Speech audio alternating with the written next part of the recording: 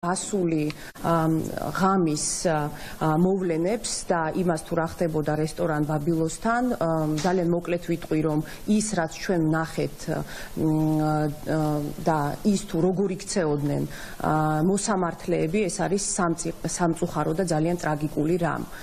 ჩვენ ყველამ ვიცოდით რომ ამ ადამიანებზე მათ შორის დგას ეს რეჟიმი, მაგრამ ის რაც მათ გუშინ გააკეთეს ერთის მხრივ ჩვენ ხედავთ რომ დილით ისინი აბსოლუტურად დაუსაბუთებლად აგზავნიან საპატიმროებში აქტივისტებს და დაკავებულ პირებს და შემდეგ უკვე საღამოს საქეიფოთ იკრიბებიან.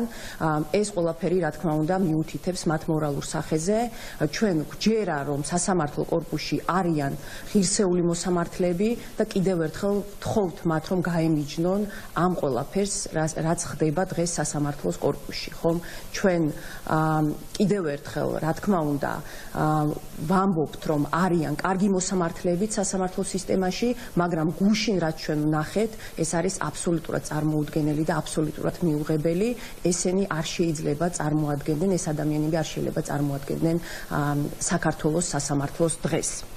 რაც შეეხება დაკავებებს ამ დღეების განმავლობაში, როგორც იცით, გუშინ დაკავებული იქნა რამდენიმე პირი, სულ 16 ადამიანი, აქედან ბათუმში 7 და თბილისში 9 ადამიანი, 11 იანვარს ბათუმში დაკავებული იქნა 10-ზე მეტი ადამიანი და თბილისში 1 პირი, სულ ამ ბოლო პერიოდის განმავლობაში, როგორც იცით, 480-ზე მეტი ადამიანის წინააღმდეგ დაიწყო ან ადმინისტრაციული საქმეები, ან სისხლის სამართლის დევნა, 43 პირის მიმართ, როგორც იცით, მიმდინარეობს სისხლის სამართლის წესით დევნა.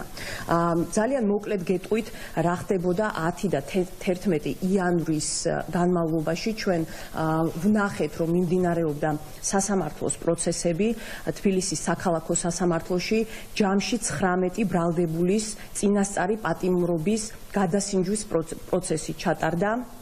10 იანვარს მოსამართლე ქეთევან ჯაჭვაძემ განიხილა ანდრო ჭიჭინაძის, ჯანო არჩანიას, გურამ მირცხულავას, ონისე ცხადაძის, რუსლან სივაკოვის, ლუკა ჯაბუას, სერგეი კუფაჩუკის, გიორგი ტერაშვილის, ირაკლი ქერაშვილის, რევას კიკნაძის, ვალერი თეთრაშვილის საქმეები. 11 იანვარს მოსამართლე ირაკლი ხუსკივაძემ განიხილა ვეფხია კასრაძის, ზვია ცეცხლაძის, ვასილ კაძელაშვილის, გიორგი გიორგაძის, ირაკლი მიმინოშვილის, ინსაფ ალიევის, თორნიკე გოშაძის, ნიკოლოს ჯავახიშვილის საქმეები.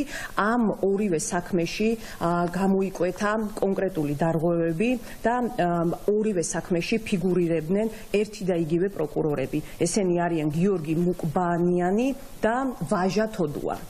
გეტყვით ძალიან მოკლედ რა დარღვევები დავაფიქსირეთ ამ პროცესების დროს. იცით რომ ჩვენი ორგანიზაციები აკვირდებიან ამ პროცესებს. პირველ რიგში პროკურორებს დაუსაბუთებელი პოზიციები ჰქონდათ. ვერც ერთმა პროკურორმა ვერ წარმოადგინა მტკიცებულებები, რომლებიც ბრალდებულების აღკვეთის ღონისძიებების სახით პატიმრობას დაასაბუთებდა. მათი მტკიცებულებები და მათი პოზიციები იყო ძალიან შაბლონური. მოსამართლეები წინასწარ აფიქსირებდნენ თავიანთ პოზიციას ამ საქმეებთან დაკავშირებით და ფაქტიურად ჩვენ ყველამ წინასწარ ვიცოდით რა გადაწყვეტილებებს მიიღებდნენ ისინი.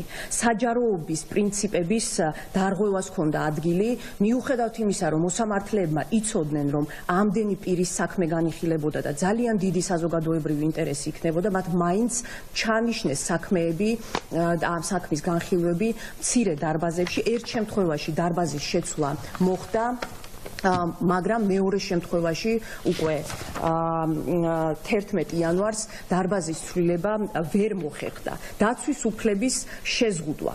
მოსამართლე ირაკლი ხუსკივაძის მიერ ჩატარებულ პროცესზე სხვადასხვა პროცედურების დარღვევებს ასევე დაემატა დაცვის უფლების შეზღუდვა. დარბაზის ცვლილებაზე მოსამართლის უარმა გამოიწვია ის, რომ სიმჭიდროვის გამო ადვოკატებსა და ბრალდებულებს შორის სათანადო კომუნიკაცია ვერ ხერხდებოდა. ერთ-ერთი ბრალდებული 19 წლის ირაკლი მიმინოშვილი უჟანგბადობის გამო ცუდად გახდა და პროცესზე სასწრაფოს გამოძახებაც გახდა საჭირო. ამის შემდეგ